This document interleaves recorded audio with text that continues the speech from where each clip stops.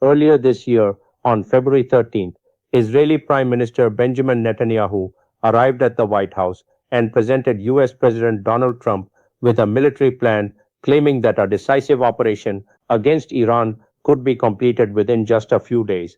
The plan asserted that by targeting Iran's supreme leader, along with the country's top military and political leadership, the regional balance of power could be decisively tilted in favor of Israel and the United States. This was not really a plan, but rather a grandiose illusion that was presented to the United States, and the American president agreed to implement it. In essence, Washington was assured that if the United States provided full support, Iran would not be able to resist for long. However, the actual situation proved to be exactly the opposite. The war continued to grind on, casualties and costs kept increasing, and the American leadership realized that what had been perceived as an operation lasting only a few days had turned into a complex and ruinously expensive conflict. Reports later emerged that President Donald Trump and Vice President J.D. Vance spoke to the Israeli leadership in a stern tone and expressed frustration over Netanyahu's overly optimistic plan because, contrary to its promises, the United States found itself entangled into a quagmire facing political, military, and economic difficulties. American analysts believe that President Trump ultimately had no viable option other than signing a memorandum of understanding with Iran. This situation was considered remarkable because the United States is regarded as the world's greatest military power.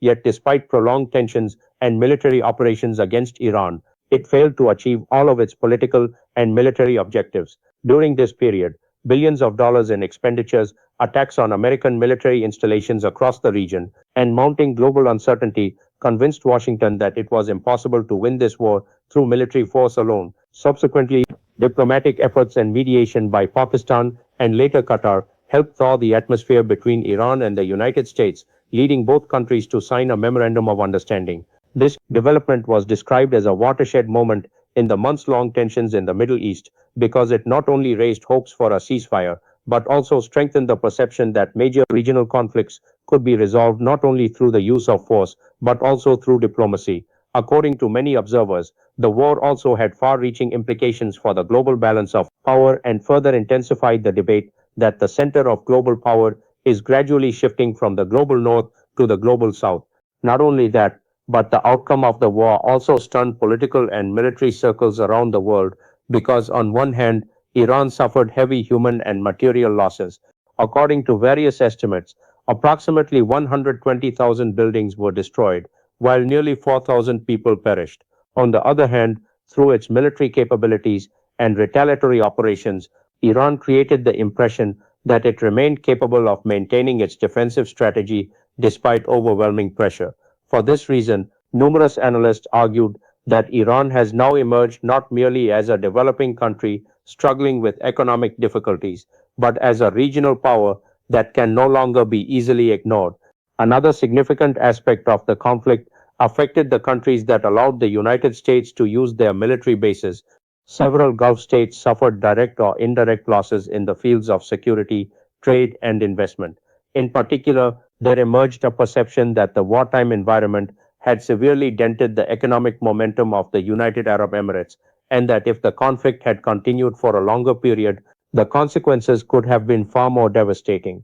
This situation also raised the question of whether the military bases established to protect Gulf countries had themselves succeeded in ensuring their own security and preserving stability in the region.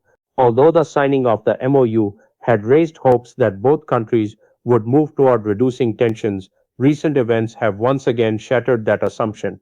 Just a few days after signing the Memorandum of Understanding, the United States and Iran once again engaged in direct military operations against each other.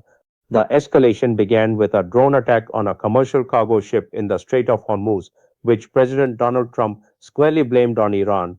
Washington described the incident as a violation of the spirit of the ceasefire and reconciliation, and according to a statement by U.S. CENTCOM, the U.S. military immediately launched retaliatory strikes against missile and drone storage facilities, as well as coastal radar installations inside Iran. The U.S. military later released footage of these operations and claimed that the strikes were defensive in nature and intended to degrade Iran's capability to carry out future attacks. Vice President J.D. Vance also stated in clear terms that if American interests or forces were targeted, violence will be met with violence. Iran not only described these attacks as a flagrant violation of the United Nations Charter, but also maintained that the United States had openly violated the Memorandum of Understanding. Condemning the American operations in the strongest terms, the Iranian Foreign Ministry stated that despite pursuing diplomacy, the use of force was eroding mutual trust between the two countries. According to Iranian state media, a projectile landed near a location close to the city of Sirik near the Strait of Hormuz, while Geshm Island was also targeted. However, local authorities stated that the port did not suffer any notable damage. Iran's Islamic Revolutionary Guard Corps Navy announced that it had also targeted American military installations in the region in response to the U.S. attacks. Although no immediate confirmation emerged of any successful strikes against American targets, Tehran made it clear through this announcement that it reserves the right to respond to such attacks. The Revolutionary Guards also claimed that under the Memorandum of Understanding, Iran possesses the authority to monitor and enforce regulations on ships passing through the Strait of Hormuz, and therefore activities in this vital waterway should be viewed within the context of Iran's sovereignty. Once again, the Strait of Hormuz became the nerve center of global attention, and United Nations spokesperson Stefan Dujarric emphasized that this crucial waterway must remain open and that all parties should honor the agreements they have made. Meanwhile, reports from Tehran indicated that Iran also rejected the impression that any direct military communication had been forged between the United States and Iran to reduce tensions in the Strait of Hormuz. At the same time, another important diplomatic development took place between Lebanon and Israel, where a framework agreement was reached through American mediation.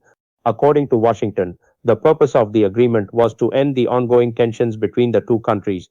However, Hezbollah flatly rejected the agreement, arguing that it would only strengthen Israeli interests. Critics contend that instead of requiring a complete withdrawal of Israeli forces, the agreement merely calls for their phased redeployment, resulting in bitter disagreements within Lebanon as well.